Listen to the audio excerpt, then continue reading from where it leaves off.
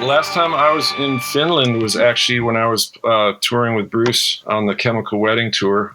That was actually the first and last time I've been in Finland. I think I was 33 at the time, so a lot Exactly. of time has passed since then. Yeah, exactly.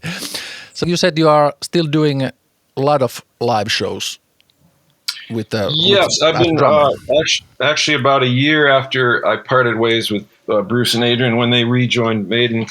I joined an Irish rock band, young Dubliners, thinking I was going to give it a year or two, and here it is, almost 25 years later, and I'm still playing Irish rock.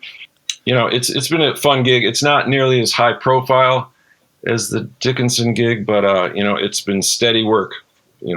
Paying the bills. So So you're doing a lot of gigs. I take it at least that's how I kind of like got the picture that there's a lot of gigs going on with that band. yeah, we work. I don't know exactly how many gigs a year, but easily over 100. When we were younger, we were working like most of the year, probably 200 and something shows a year. Now it's probably more like 100 and something.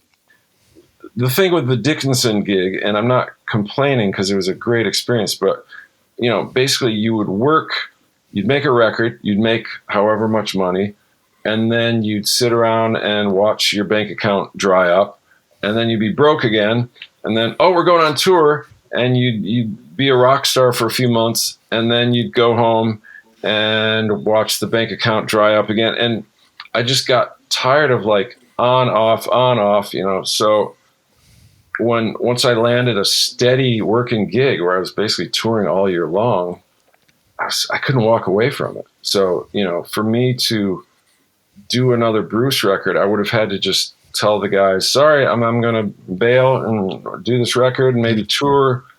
But, I want to come back, make sure my gig's still available. And they'd be like, fuck off, we're going to replace your ass. So it just reached a point where I just thought, you know what, this is a new chapter. I've got a steady gig, and I can't really afford to just walk away from it. So that was when they did Tyranny of Souls, I think. Yeah. So Bruce got a different drummer for that.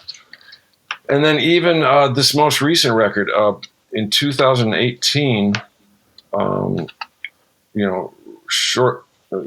a little while before the pandemic, Roy and Eddie and I got together for the first time in years and years, and we got together at Roy's and we talked about the possibility of doing another Bruce record. And it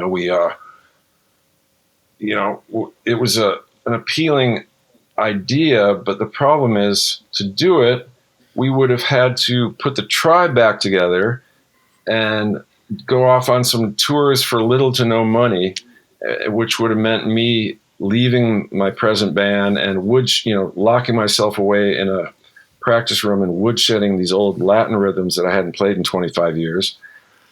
And I was just like, man, I don't think I can do that, and I'm just at a different place in my life now. So I was like, man, do I really want to go backwards and start like playing this music from like my ancient past?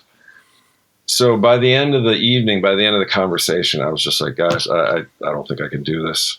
But even then, Roy had discussed the possibility of Eddie and I playing on a couple tracks on the new record. And then that didn't materialize for whatever reason. So, I know a lot of Maiden / Bruce fans would have maybe liked to hear the old lineup together, but it's just too much time has passed, so I'm at a different place in my life. I'm just like, do I really want to play heavy metal at 58 years old?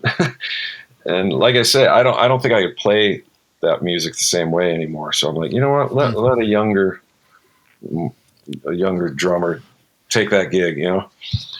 But then admittedly, I saw that Adrian's going to be joining Bruce next year, and I was like, oh, damn it. That because I always loved Adrian. Adrian and I got along great. And I saw some of the tour dates. I was like, oh, Mexico City, damn it. Because that gig is going to go off. Same with I think they're doing Sao Paulo and some other parts of Brazil. So, there's a side of me that's a little jealous and thinks, man, that would have really been a lot of fun. And then the other side of me is like, nope. I don't want to. I don't want to go back to trying to play that stuff at almost 60 years old.